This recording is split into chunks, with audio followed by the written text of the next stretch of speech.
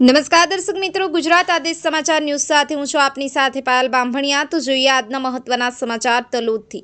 તલોદના ઉજેડિયા પાસે Indian oil pump ઉપર બુકાની ધારી 5 યુવાનોએ ચપ્પાની અણીએ ચલાવી લૂંટ। અંદાજે રોકડ રૂપિયા 15,000ની લૂંટ ચલાવી 5 ઇસમો થયા ફરાર। સમગ્ર લૂંટની ઘટના પેટ્રોલ પંપના સીસીટીવીમાં થઈ ગઈ। સ્થાનિક પોલીસની નાઇટ પેટ્રોલિંગની કામગીરી સામે ઉઠ્યા સવાલ।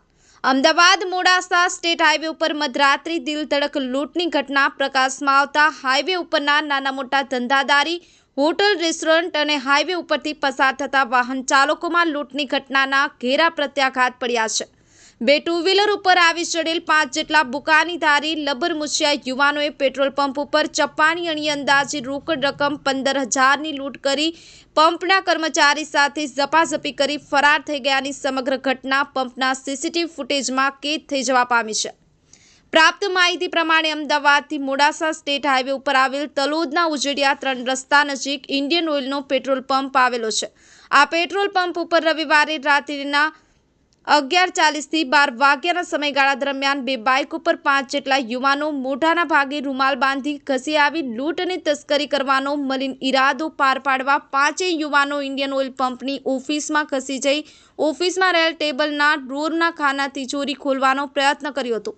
જે દરમિયાન પેટ્રોલ પંપના કર્મચારી વિજયે પ્રતિકાર કરતા 5 યુવાનો કર્મચારી સાથે ઝપાઝપી કરી ચપ્પાની અણીએ ડરાવી ધમકાવી જાનથી મારી નાખવાની ધમકી આપી અંદાજે રોકડ રૂપિયા 15,000ની દિલધડક લૂંટ કરી આંખના પલકારામાં ફરાર થઈ જવામાં સફળ રહ્યા હતા।